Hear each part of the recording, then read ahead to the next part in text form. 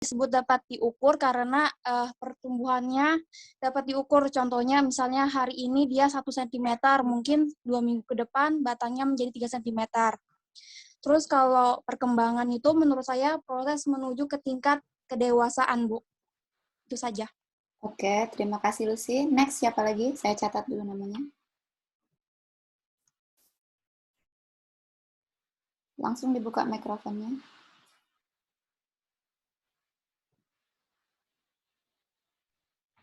Saya Bu, Valentino. Oke, Valentino, silakan. Tadi melihat materi di RPS yang saya baca sedikit, jadi pertumbuhan itu adalah proses pertambahan ukuran yang bersifat kuantitatif dan irreversibel. Sedangkan pada perkembangan itu adalah proses menuju kedewasaan, Bu. Terima kasih, Bu. Next, siapa lagi? Valentino. Setelah itu siapa lagi?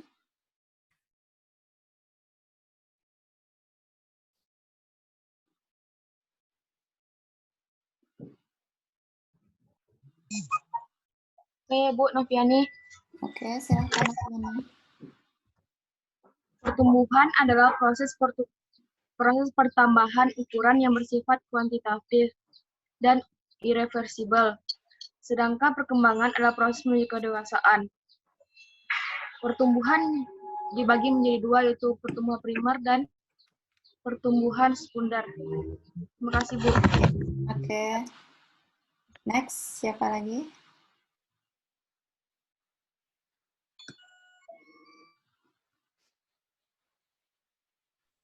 Saya, Bu. Oke, nama? Pertumbuhan merupakan hasil dari berbagai proses fisiologi, Bu. Terus? Kalau perkembangan itu seperti bertambahnya usia, Bu, kedewasaan. Oke, baik. Next, siapa lagi? Ini, Bu. Pertumbuhan adalah proses kenaikan massa dan volume yang irreversibel. Perkembangan merupakan proses yang berjalan sejajar dengan pertumbuhan. Oke, boleh. Terus siapa lagi? Kenny ya tadi. Apapun hasil belajar kalian saya terima. Silakan. Saya, Bu. Siapa namanya? Sinta. Oke, Sinta. Pertumbuhan dapat diukur dan dihitung dengan angka. Kalau perkembangan itu tidak dapat diukur atau dihitung dengan angka, melainkan dapat dilihat secara fisik, Bu. Oke. Ada lagi? Ella Ardiana, Bu. Gimana? Tumbuhan itu mengalami pertumbuhan dari kecil menjadi besar dan berkembang jadi giot dan menjadi embrio, kemudian menjadi individu yang mempunyai akar, batang, dan daun, Bu. Perkembangan? Mana Ibu nih? Perkembangan apa? Perkembangan dia menuju dewasa, Bu. Oke. Siapa lagi? Ada lagi? Ya, saya Bu, Ahmad Rizky, Bu. Silakan. Ya, pertumbuhan menurut saya adalah proses bertambahnya sel-sel jaringan atau volume dari tumbuhan tersebut dari kecil menuju besar. Nah, sedangkan perkembangan itu adalah proses menuju kematangan, proses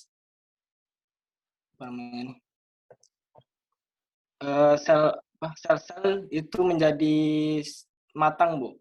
Contohnya pada saat tumbuhan itu berbuah. Nah, di situ jaringan dan sel-sel pada tumbuhan itu sudah siap, atau pada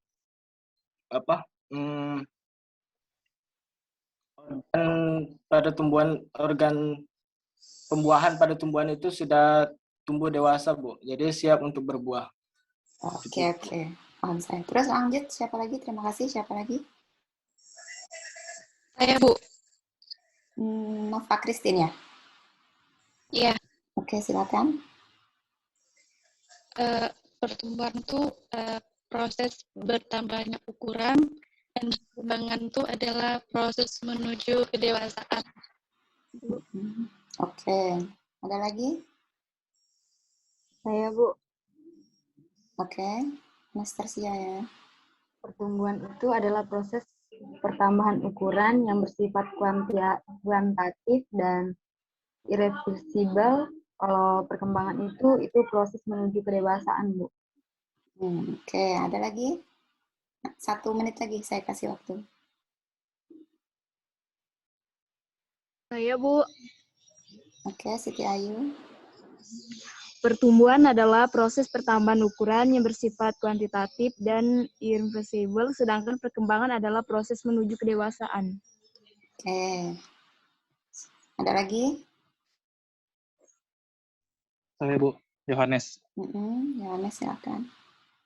Pertumbuhan yaitu pertambahan ukuran baik tinggi, volume, atau berat. Contohnya tumbuhan bunga yang pertambahan tinggi pada batang. Oke. Dan perkembangan yaitu proses menuju kedewasaan. Itu, Ibu. Oke, siapa lagi? Sudah ya? Nggak ada lagi?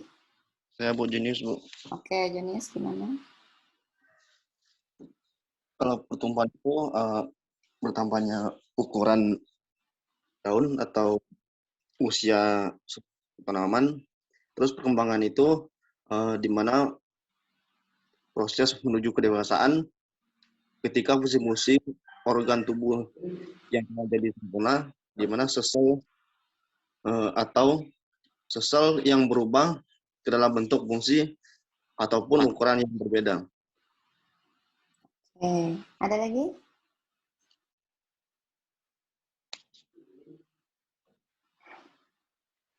Baik, kalau tidak ada lagi, kita masuk ke materi ya. Terima kasih atas tanggapannya. Jadi, apapun hasil membaca, saya terima semua.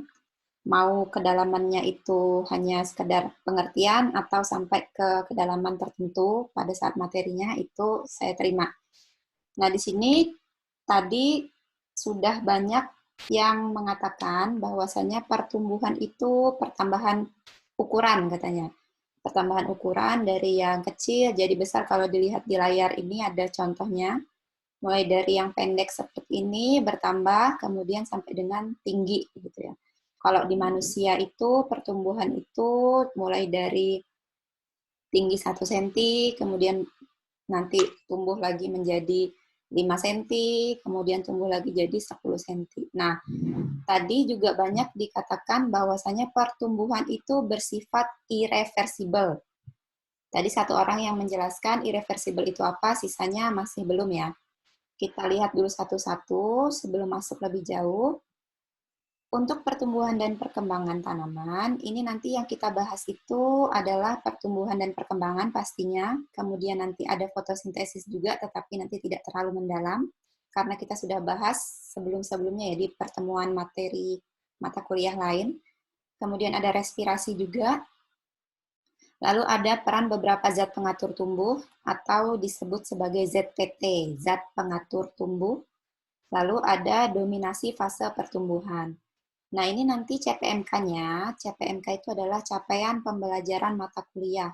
Jadi diharapkan setelah mengikuti mata kuliah ini, teman-teman ini bisa menjelaskan terkait definisi, proses, dan faktor-faktor yang mempengaruhi proses pertumbuhan dan perkembangan tanaman, baik secara vegetatif dan juga generatif. Nah, kita lihat dulu yang pertama untuk pertumbuhan. Ini, sorry untuk kursornya jalan-jalan karena ada yang keluar masuk. Nah, untuk yang pertumbuhan, ini kalian bisa lihat di gambar. Kalau di gambar itu seperti yang di covernya tadi, mulai dari tingginya 1 cm, bertambah menjadi 5 cm, bertambah lagi sampai dengan paling tinggi posisinya. Nah, ini pertambahan ukuran yang tidak dapat kembali. Jadi, irreversibel itu adalah tidak dapat kembali. Kalau misalnya dia sudah tumbuh jadi 10 cm, dia tidak mungkin bisa kembali lagi jadi 1 cm. Itu maksudnya irreversible. Tidak dapat kembali ke ukuran sebelumnya. Nah, si pertumbuhan itu dimulai dari benih, tumbuh menjadi kecambah, tumbuh menjadi tanaman muda, kemudian menjadi tanaman dewasa. Lalu, Untuk pertumbuhan, ini biasanya ditandai dengan adanya pertambahan protoplasma atau jumlah dan isi selnya. Jadi ini contoh nih, ketika tanamanmu ini tingginya 1 cm, jumlah sel dan ukuran selnya itu pasti lebih sedikit dibandingkan dengan kalau sudah mencapai 5 cm. Nah, di sini juga pastinya akan ditentukan dari bobot bahan keringnya atau bobot bahan akhirnya.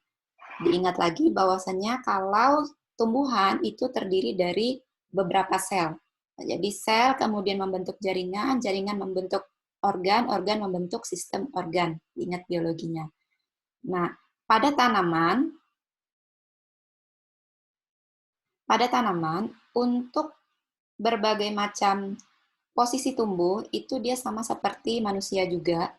Jadi ada, kalau kita lihat di sini, jadi ada yang pertama itu adalah proses pembuahan, yang paling pertama sebelum menghasilkan biji ya. Biji tidak bisa tiba-tiba ada.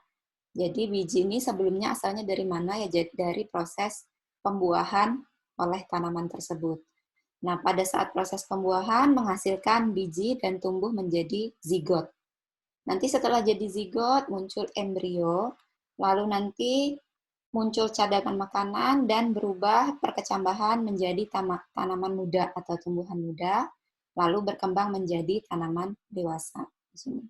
Nah, kalau kalian lihat di gambarnya, semoga kelihatan. Jadi ini ada proses perkecambahan atau namanya germinasi. Jadi proses germination katanya. Nah, proses germination itu adalah proses perkecambahan, mulai dari biji, keluarnya akar, kemudian keluarnya tunas. Nah, lalu nanti proses berubah menjadi bibit. Kalau sudah muncul tunas ini ada bibit. Jadi bedakan antara biji atau benih dengan bibit. Kalau biji ini disebut sebagai benih. Kalau sudah jadi bibit itu berarti sudah ada akar dan sudah ada tunasnya. Nanti ada proses vegetatif. Nah, nanti kalian kenal ada vegetatif dan generatif. Bukan hanya reproduksi vegetatif, generatif, tapi juga pertumbuhan vegetatif dan generatif. Lalu nanti sampai dengan proses pendewasaan. Nah, pendewasaan di sini nanti sudah muncul buah, kemudian nanti pada akhirnya kalau sudah dewasa, masa panennya habis, akhirnya proses aging atau penuaan. Nah, tadi ada juga yang sudah menyebutkan bahwa saya lupa siapa, yang menyebutkan bahwasannya pertumbuhan itu dibagi menjadi 2, itu ada yang primer, ada yang sekunder. Nah, diingat lagi pada biologinya ketika kita membahas mengenai jaringan. Jadi jaringan pada tanaman itu ada yang namanya jaringan meristem. Nah, jaringan meristem ini ada yang lateral dan apikal. Nah, jadi untuk pertumbuhan primer, ini dia merupakan pembelahan sel yang terdapat pada meristem primernya.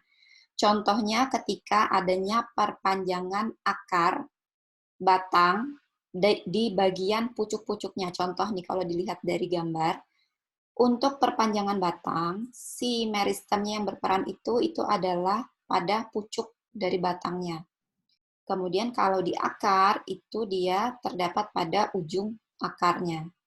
Nah, sementara untuk pertumbuhan sekunder, ini adalah hasil aktivitas jaringan meristem sekunder yang berupa kambrium dan kambium gabus dengan dicontohkan pada diameter batangnya. Nah, jadi di sini diingat yang ini apikal, yang ini lateral, yang berfungsi.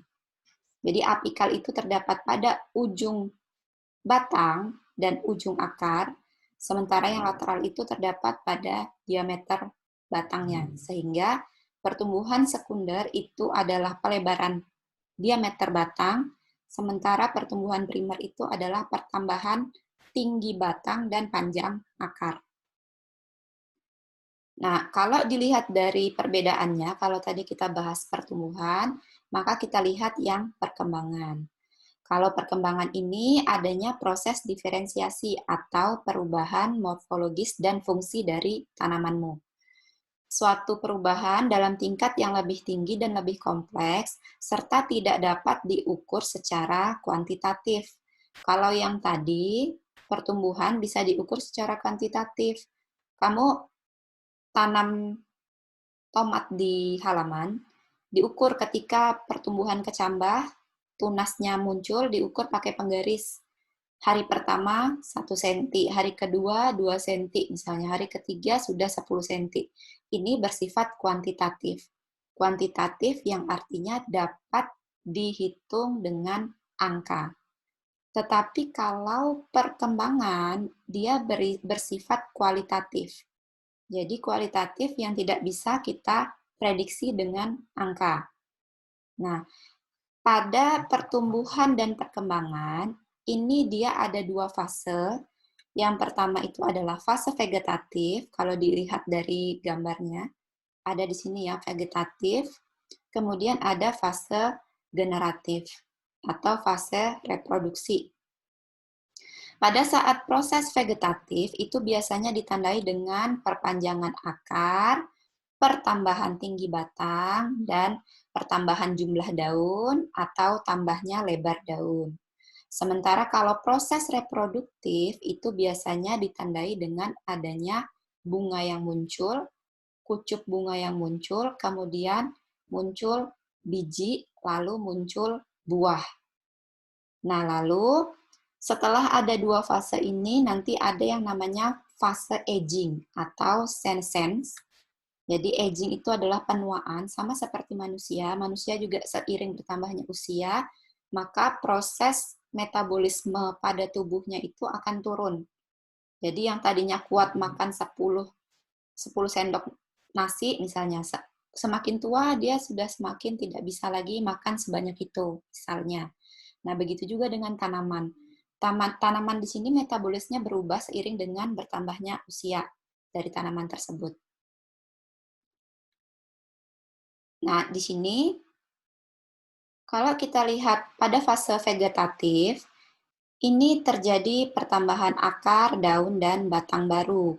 Dilihat dari step yang pertama itu adalah pembelahan sel yang diartikan dengan ketika proses mitosis, nah diingat lagi biologinya, proses mitosis menghasilkan 2 sel anak yang tadinya 1 berubah menjadi 2, menghasilkan 2 sel anak, dan seterusnya, sehingga yang tadinya selnya sedikit menjadi banyak.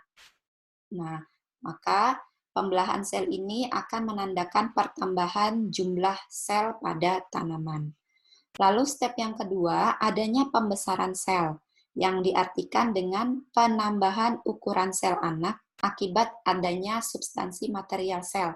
Misalnya dia banyaknya nutrisi yang dikandung atau air yang terkandung di dalam sel tersebut sehingga proses sel itu akan membesar gitu ya. Lalu yang ketiga, step yang terakhir itu adalah diferensiasi sel atau perubahan sel-sel yang membentuk jaringan-jaringan tertentu atau organ-organ tertentu yang memiliki struktur dan fungsi yang sama maupun berbeda. Nah, sementara untuk fase reproduktif, ini dia ditandai dengan adanya perkembangan kuncup-kuncup bunga. Muncul kuncup dulu, baru muncul bunga, baru muncul biji, habis itu baru muncul buah. Nah, ini proses itulah yang disebut sebagai perkembangan.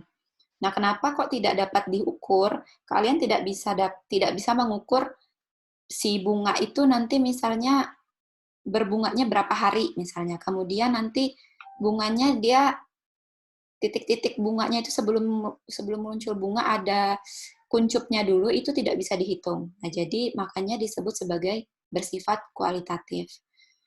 Nah, di sini ditandai dengan adanya pembuatan atau pembentukan sel karena ketika kuncup bunga muncul, maka ada juga perubahan sel yang terjadi di dalam tumbuhan tersebut. Kemudian jaringannya menjadi lebih dewasa, lalu ada terjadinya penebalan serabut-serabut pada tumbuhan, lalu muncul hormon-hormon tertentu yang terdapat di dalam tumbuhan. Nanti akhirnya memunculkan kuncup bunga, buah, dan biji. Lalu pembentukan koloid-koloid hidrofilik atau yang tahan terhadap air, bisa menyerap air dan tidak bisa menyerap air nanti. Nah, ini untuk siklus hidup tumbuhannya. Jadi mulai dari germination, kecambahan, biji tadi berubah menjadi kecambah, kemudian berubah menjadi tanaman muda. Nah, ini bibit. Bibit itu tanaman mudanya. Kemudian nanti ada proses pembungaan, lalu muncul lagi proses pembentukan biji, lalu ada proses penuaan atau aging tadi, sampai dengan mati. Nah, kalau secara jelasnya di gambar bisa dilihat, ini ada embrio, jadi ada biji, proses germination, ada biji, kemudian muncul akar. Akarnya keluar, lalu tunasnya keluar. Nah, nanti proses pembenihan, atau kalau kita biasa sebut penyemaian. Nah, ini munculnya si tunas, semakin tingginya tunas. Nah, ini ketika si tunas semakin tinggi, maka terjadi perpanjangan si jaringan tadi. Jadi ada jaringan meristem lateralnya, nanti di sini, dan apikalnya di bawah. Jadi apikalnya di akar sini, dan apikal di pucuk sini. Lalu nanti proses vegetatif mulai muncul, jadi yang tadinya cuma satu tunas muncul, membelah lagi menjadi tunas baru, kemudian menambah lagi batang baru, lalu muncul lagi daun baru. Semakin begitu juga, semakin juga bertambah akarnya. Nah, jadi si apikal tadi, meristem apikal tadi, dan meristem apikal yang ada di ujung akar dan ujung batang atau di pucuk ini dia berperan pada proses pertambahan batang dan pucuk, sedang juga perpanjangan akar. Nanti kita bahas kenapa kok akar itu ke bawah, sementara untuk batang ini dia ke atas. Nanti kita bahas. Kemudian untuk proses reproduktif tadi, seperti yang saya bilang, muncul kuncup bunga dulu, kemudian bakal biji, kemudian jadi buah, lalu proses senescence. Jadi senescence ini atau penuaan ditandai dengan adanya kuning-kuning pada daun. Nah, di sini. Nah, kalau kita lihat lebih detail untuk set germination atau perkecambahan biji, itu mulai dari bijinya tadi, di sini ada mata bijinya, embrionya, kemudian nanti dia akan tumbuh keluar, jadi akarnya dulu keluar, duluan akarnya, kemudian nanti muncul batangnya. Nah, kotyledonnya nanti ada dua, jadi ada yang kotyledonnya di dalam, tertinggal di dalam, ada yang kotyledonnya ikut sampai ke atas. Nah, kalau kotyledonnya ikut di dalam, tertinggal di dalam, ini biasanya itu adalah tanaman-tanaman seperti tanaman buah-buahan. Sementara kalau yang kotyledonnya naik ke atas ini biasanya kacang-kacangan. Nah, jadi dia ada ikut naik ke atas. Lalu nanti munculnya si daun baru, lalu muncul nanti tunas baru di sini nanti. Nah, lalu untuk yang fase terakhir itu adalah aging atau senescence.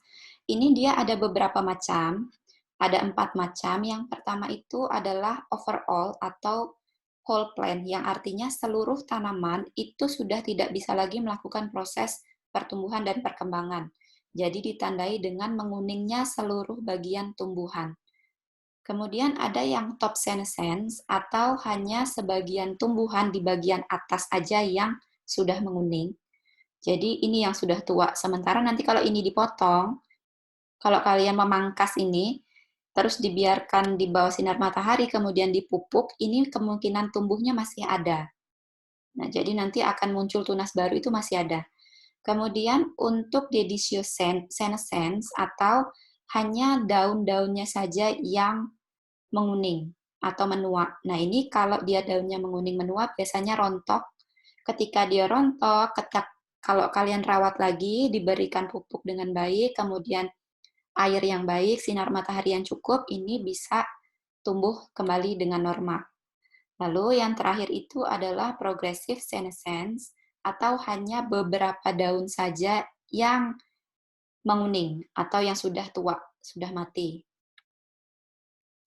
Nah, penyebabnya apa sih sebenarnya? Penyebabnya itu bisa karena kekurangan nutrisi, bisa juga karena kemunduran dari si tanamannya sendiri. Jadi tanamannya itu sudah tidak lagi mampu untuk menyerap sinar matahari dengan baik, kemudian atau tidak mampu lagi menyerap nutrisi dengan baik karena sudah terlalu tua misalnya. Kemudian bisa juga karena keracunan. Jadi kalau keadaan tanah kalian itu garamnya terlalu tinggi, ini bisa mengakibatkan keracunan pada tanaman. Kemudian nanti ada juga terjadi kekeringan. Kalau sudah kekurangan air, otomatis asupan nutrisi juga tidak akan baik dan proses metabolisme tanaman juga tidak baik. Lalu yang terakhir itu karena kurangnya cahaya matahari. Nah, nanti kita kaitkan dengan fotosintesis. Secara detail, secara keseluruhan, kalau dilihat perbedaan antara pertumbuhan dan perkembangan, yang pertama pertumbuhan itu diingat bersifat irreversibel, yang artinya tidak bisa kembali ke bentuk semula. Kalau sudah tingginya 1 meter, itu tidak bisa besok tiba-tiba berubah menjadi 2 meter lagi. Kecuali kalau kalian tebang, itu beda ya. Jadi dia tidak bisa menyusut. Kemudian kalau perkembangan, dia bisa kembali ke wujudnya semula, jadi reversible. Dari biji, buah, bunga, dari biji kemudian tumbuh menjadi kuncup bunga, berubah menjadi bunga, dan kembali lagi menjadi biji. Nah, jadi dia bisa kembali ke bentuk. Kemudian pertumbuhan bersifat kuantitatif atau dapat diukur, sementara yang perkembangan ini salah ya nih, kualitatif. Jadi perkembangan itu kualitatif, yang artinya tidak dapat diukur dengan angka. Lalu untuk yang pertumbuhan, dia hanya terjadi pada bagian tertentu tanaman. Seperti tadi, perpanjangan akar, kemudian pertambahan batang atau kuncup, lalu perlebaran daun. Sementara kalau perkembangan, ini terjadi pada semua bagian. Saya mau record kok nggak bisa ya, sebentar. Nah, hormon, untuk hormon, yang gimana? Ada yang mau bicara? Ya, Bu. Jadi kalau gen itu seperti pewaris sifat dari tanaman kayak, Bu? Betul. Dia nanti membawa pewaris sifat dari tanamannya. Jadi setiap manusia di dalam sel itu kan ada DNA. DNA Ya, itu Bu. DNA itu kan ada kromosomnya. Kromosom itu nanti yang membawa sifat atau keturunannya berupa gen tadi. Baik, Bu. Nah, kita lanjut ya. Kemudian yang kedua ada hormon. Nah, hormon ini bukan hanya manusia yang punya hormon, tetapi tanaman juga memiliki hormon. Hormon ini dia membantu proses pertumbuhan dan perkembangan tanaman dan terdapat di bagian tubuh tanaman tersebut. Nah, di dalam tubuh tanaman tersebut, ini ada beberapa macam. Yang pertama ada giberelin, kemudian ada auksin, ada sitokinin, ada gas etilen, dan ada asam absisat. Nah, nanti dia berperan pada proses apa saja. Ini kalau kalian lihat gambarnya, ada giberelin itu pada proses germinasi atau proses perkecambahan, kemudian pada saat pertumbuhan mulai dari tanaman muda sampai menjadi dewasa, proses pembungaan juga, pada saat juga proses pembentukan buah. Nah, tapi dia tidak tidak terdapat pada proses ini aging tadi, kemudian pada saat pembijian dia tidak ada. Nah, jadi nanti kita lihat fungsi dan letaknya masing-masing. Sementara untuk faktor eksternalnya, kalau tadi ada faktor internalnya, faktor eksternalnya itu, yang pertama itu adalah suplai air. Jadi ini adalah di ekosistemnya. Jadi ada biotik dan abiotiknya. Suplai airnya, kemudian suhunya juga berpengaruh, suplai cahayanya juga berpengaruh, serta kandungan nutrisi yang ada di dalam tanah. Ini adalah faktor eksternal. Seperti yang kita bahas sudah-sudah, bahwasannya kalau ketika sinar matahari itu efisiensinya kurang, di bawah 0 misalnya, maka efisiensinya itu tidak baik bagi tanaman, sehingga nanti akan mempengaruhi pertumbuhan dan perkembangannya. Kemudian, kalau tidak ada air, maka tanahmu akan kekeringan. Kalau tanahnya kekeringan, si tanaman tidak lagi mendapatkan asupan air untuk proses pertumbuhan dan perkembangannya. Sama seperti manusia. Manusia kalau tidak minum, dia akan lemas dan lama-lama mati. Tanaman juga seperti itu. Nah, lalu kita lihat fitohormon atau hormon tanaman. Apa sih fitohormon itu? Seperti yang saya bilang tadi, bahwasanya fitohormon itu adalah suatu zat yang terdapat di dalam tanamanmu, yang sebenarnya itu bukan nutrisi. Jadi si hormon itu bukan nutrisi, tapi dia senyawa organik, tapi beda sama nutrisi.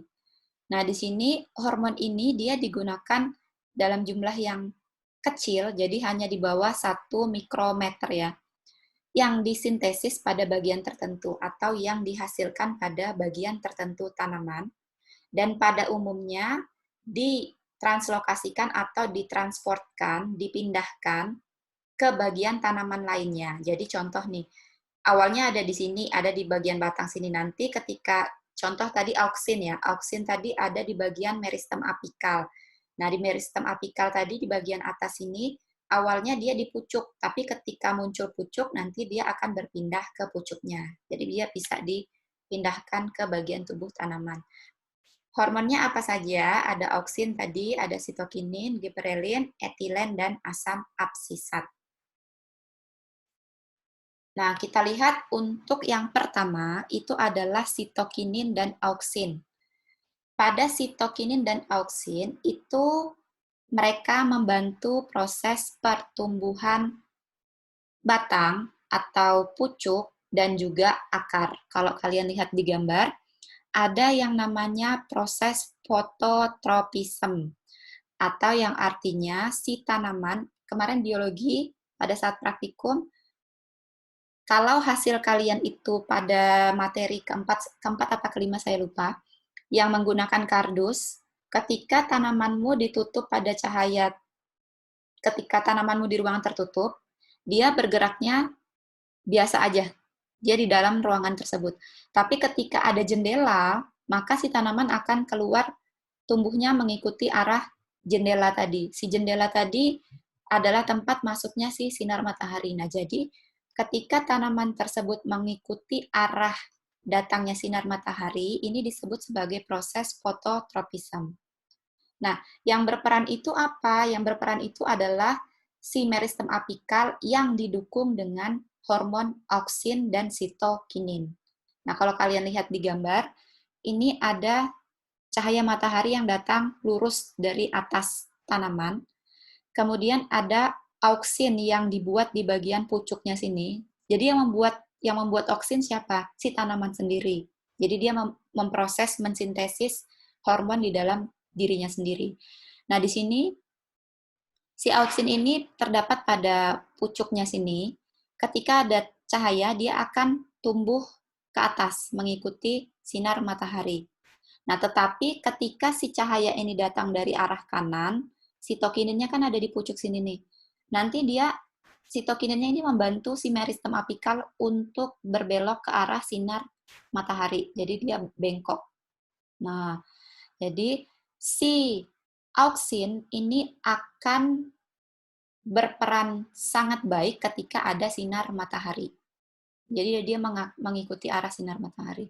Sementara untuk auksin yang ada di akar, nah di akar dia nanti akan semakin panjang ke bagian bawah. Jadi auksin itu ada di bagian, di sini kalau kalian lihat ini di bagian pucuk, di sekitar batangnya sini. Tetapi menumpuknya nanti dia adalah di bagian pucuk dari si tanamanmu.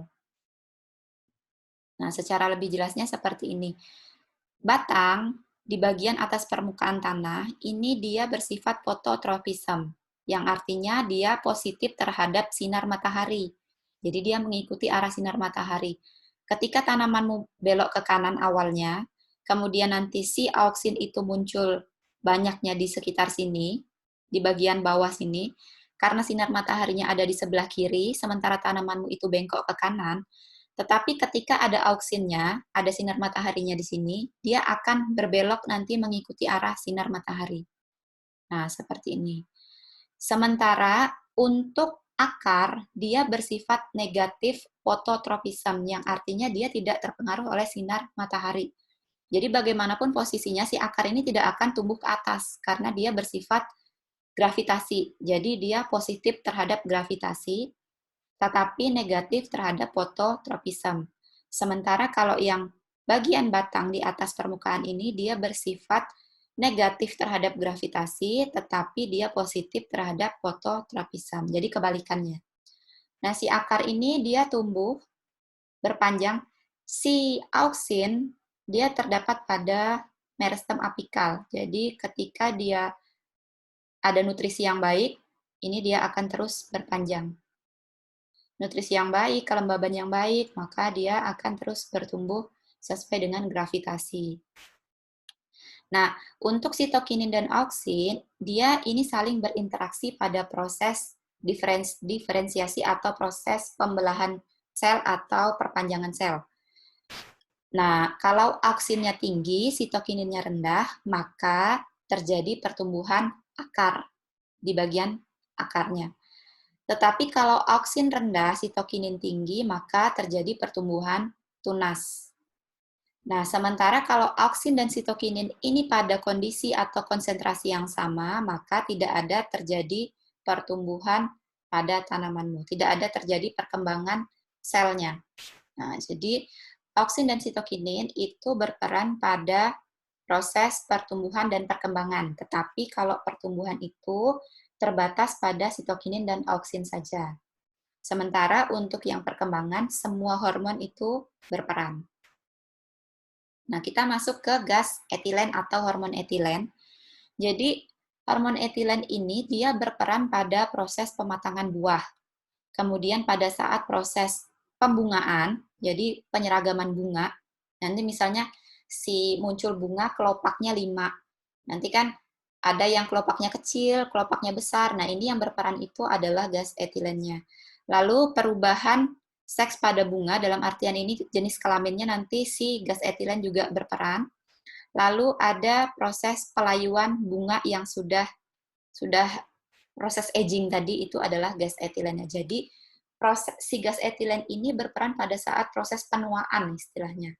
Jadi contoh kalau kalian lihat di sini, awalnya tomatnya hijau, terus kok bisa tiba-tiba jadi merah? Nah, yang berperan siapa? Yang berperan adalah si etilen, atau hormon etilen, atau biasa juga disebut gas etilen.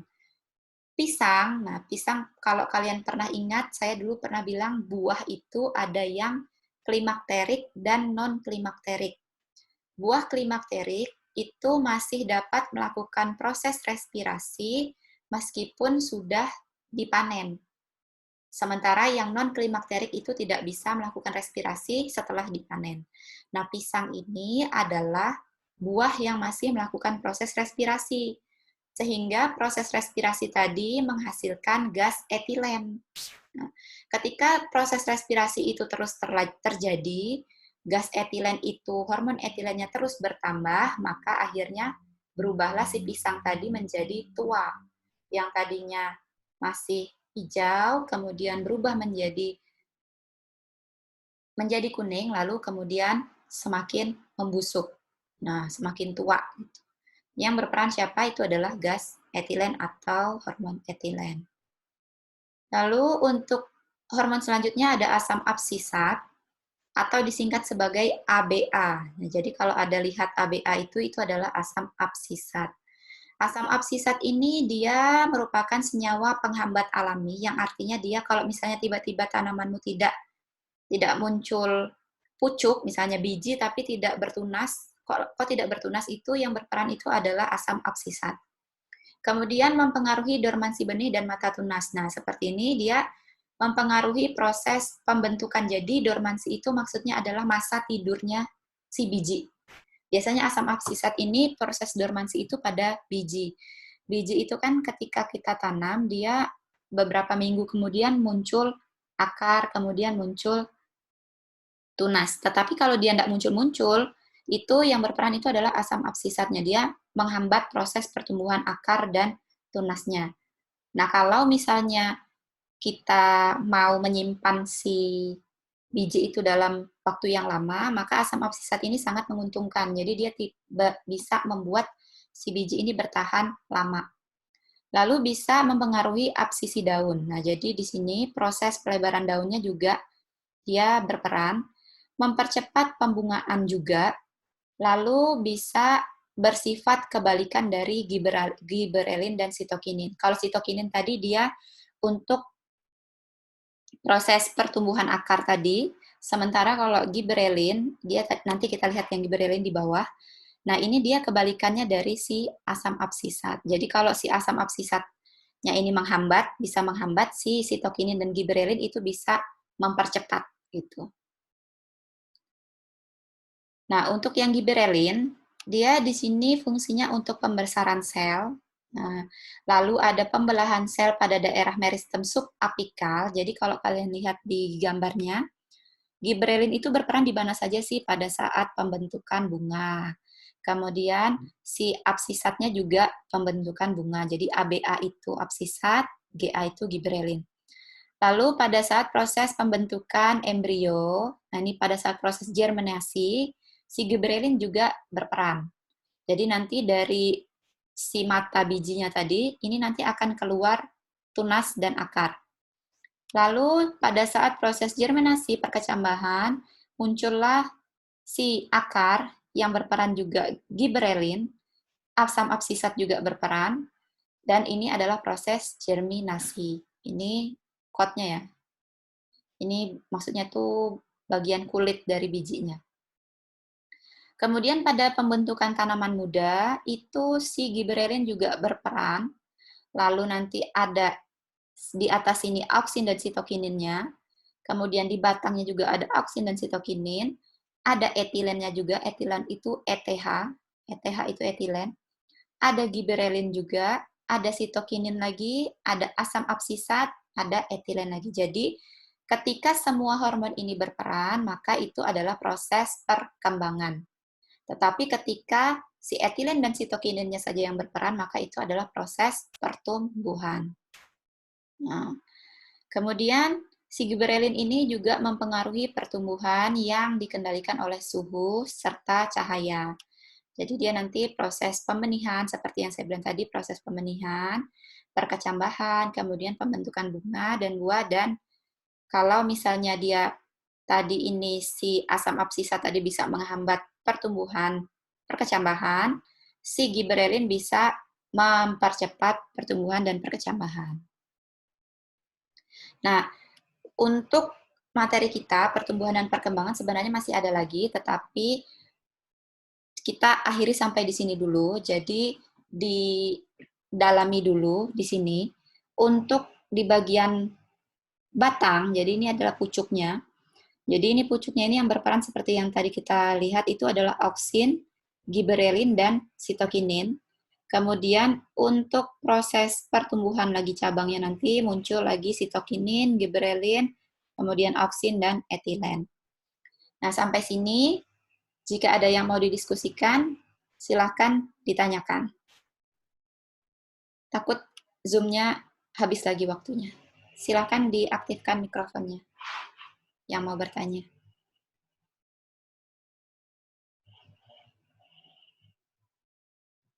Sambil bisa dilihat-lihat di sini, untuk auksin dia berperan pada saat proses pertumbuhan si tanaman, kemudian pada saat proses pembungaan, pada saat proses pembentukan buah.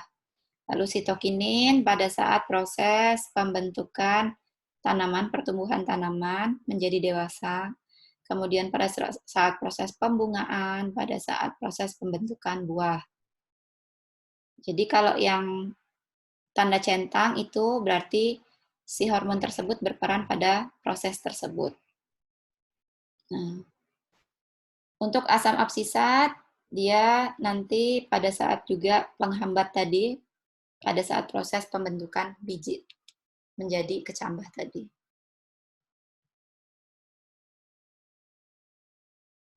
Sampai sini ada yang mau ditanyakan? Ya Bu, dari saya Bu.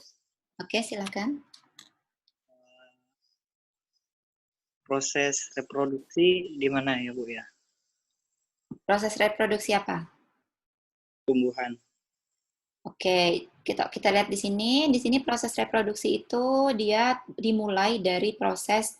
Jadi sebelum ada biji itu kan pasti ada kuncup bunga dulu. Bunga kemudian muncul kuncup bunga, muncul bunga. Nah, pada saat bunga muncul, itu terjadi proses reproduksi. Jadi proses si kepala putik itu dijatuhi oleh benang sari. Lalu setelah proses pembuahan selesai, muncul biji. Setelah muncul biji atau bakal buah, maka muncul buah gitu. Itu proses reproduktif. Nanti yang berperan hormon apa saja, seperti yang kita lihat di sini. Yang berperan pada saat proses itu ada hormon giberelin, ada asam absisat. Kalau lebih jelasnya mungkin bisa dilihat di sini. Nah, proses pembungaan ini ada etilen juga berperan, sitokinin juga berperan, auksin juga, giberelin juga. Nanti ketika proses pembungaan selesai atau pembuahan selesai muncul biji yang kemudian muncul buahnya. Ini yang berperan adalah giberelin, auksin, sitokinin, dan etilen. Gitu. Itu kan maksud pertanyaan. Jadi, ya Bu. Jadi di pucuk itu seperti angin dan kayak serangga gitu bisa membantu untuk penyerbukan ya Bu ya di situ di bunga itu. Oke, benar. Jadi itu kalau angin dan faktor lingkungan lain selain yang ini ya, selain yang suplai air, suhu, suplai cahaya, nutrisi, itu yang kamu katakan tadi itu adalah faktor yang mempengaruhi proses pembungaan atau pembuahan. Jadi pembuahan itu kan terjadi jatuhnya pertemuan antara sel kelamin jantan dengan sel kelamin betina. Nah, proses itu bisa dipengaruhi oleh apa? Bisa dipengaruhi oleh angin, bisa dipengaruhi oleh serangga, atau campur tangan manusia. Gitu. Ya Bu, baik Bu. Oke, ada lagi yang mau ditanyakan? Udah Bu. Begini Bu, saya mau menanyakan ada dua perbedaan yang semuanya. Kalau kita lihat kan, kalau tanaman musiman ini, kalau misalnya dia penyembuhan seperti jagung begitu, kalau kita membersihkan rumput-rumput di bagian pokoknya itu tidak akan berdampak pada serbuk. Tapi kalau durian, kalau misalnya tanaman tahunan ini Bu, seperti durian itu, contoh dia berbunga. Terus kalau misalnya kita membersihkan di bawah durian pada saat berbunga, itu bunganya akan rontok ya Bu. Itu pengaruhnya itu apa ya Bu? Bunganya rontok ketika terjadi proses perawatan gitu Kak maksudnya? Ya Bu. Ya mungkin oke. Jadi sebenarnya itu tidak ada hubungannya ya sebenarnya, karena pada saat proses perawatan itu kan dia membersihkan segala gulma dan yang kotoran-kotoran yang ada di sekitar tanaman tersebut. Tetapi kalau misalnya hal itu terjadi, dimungkinkan si bunga tadi ketika dia proses baru muncul bunga, itu kalau dia terkena sedikit seperti apa ya, kayak senggolan atau benturan atau angin yang terlalu kencang, itu dia sensitif. Jadi makanya dia bisa rontok. Jadi makanya ketika proses perawatan itu operator kalau memang menggunakan arsintan, operator itu harus diperhatikan baik-baik di sekitarnya. Kalau si bunga tadi dia rawan rontok, maka prosesnya harus lebih berhati-hati lagi. Itu aja. Ada lagi? Yang untuk hormon berarti sudah jelas ya. Nah ini kalau kita perhatikan lagi, saya takut masih ada yang belum paham, diingat kalau tanaman itu dia bersifat fototropism, tapi hanya bagian atas bagian tanamannya saja. Nah, jadi yang artinya fototropism itu dia mengikuti arah sinar matahari, arah gerak matahari. Nah, tetapi kalau si akar itu bersifat negatif fototropism dan positif gravitasi, yang artinya dia mengikuti arah gravitasi. Sebenarnya ini ada lagi satu, ketika ada tajuk, tahu tajuk apa ya, kayak kamu tancapkan batang di sekitar tanaman tertentu seperti tanaman rambat, itu dia akan mengikuti alur dari si tajakanmu tadi, kayu tadi, dan tetap pada akhirnya mengikuti gerak dari arah dari matahari datang. Gitu. Jadi ini sebenarnya ada 3, yang satunya belum saya masukkan. Jelas ya semuanya? Ya, Bu. Oke, kalau sudah jelas semua, kita mumpung juga ini Zoom-nya masih ada, jadi kalian buka Siakat. Nah, kalau tidak ada perkuliahan bisa dikerjakan sekarang. Kalau misalnya ada perkuliahan ya nanti bisa dikerjakan. Pergi ke lapangan, kemudian diamati salah satu tanaman yang ada di halaman atau di sekitar rumah kalian. Diamati, kemudian dilihat, digambar tanaman tersebut, kemudian dilihat nanti yang berperan itu hormon apa saja, kemudian, jadi contohnya seperti ini. Mana tadi? Sebentar. Nah, contohnya seperti ini. Seperti ini misalnya kalian gambar tanaman, nanti yang berperan di bagian pertambahan pucuk, misalnya batang di sini itu hormon apa, kemudian prosesnya seperti apa, nanti dikasih keterangan seperti ini. Jelas ya? Kalau sudah tidak ada, kita akhiri pertemuan Zoom-nya. Silakan dibuka Siakatnya. Nanti secara formalnya tugasnya saya upload ke Siakat. Lalu nanti kapan dikumpulkannya juga saya aktifkan di Siakat. Nah, untuk yang belum mengumpulkan tugas, jadi kalau misalnya ini saran aja ya, saran. Jadi kalau misalnya tugasnya saya bilang dikumpulkan malam, kalian sore harus sudah selesai, disiapkan sudah tugasnya. Jadi nanti ketika waktu Siakat dibuka tinggal upload, tidak lagi convert ukuran atau di-convert ke PDF atau seperti apa. Jadi harus sudah siap. Karena memang jaringan itu kita tidak bisa prediksi. Seperti yang tadi malam aja tiba-tiba jaringan hilang kan gitu. Jadi siapkan memang tugasnya. Nanti saya pasti infokan sebelum pembukaan tugas itu, kolom tugas pasti saya infokan. Jam berapa dan ditutupnya sampai kapan. Gitu ya, biar tidak ada lagi yang ketinggalan tugasnya. Dan yang ketinggalan tugasnya nanti sebelum UTS saya bukakan sekali lagi yang paling terakhir dengan waktu yang terbatas juga. Nah, kalau misalnya sampai pada saat itu juga tidak mengumpulkan, maka sudah tidak bisa mengumpulkan lagi untuk tugas yang sebelum sampai dengan UTS nanti. UTS dilaksanakan di minggu ke-8 seperti biasa. Oke? Ya, Bu. Oke, kalau sudah tidak ada lagi, kita akhiri. Terima kasih atas partisipasinya. Assalamualaikum warahmatullahi wabarakatuh. Selamat siang semuanya. Waalaikumsalam, Bu. Selamat siang, Bu. Jaga kesehatan ya. Ya, Bu. Oke. Sebentar saya foto dulu untuk absen.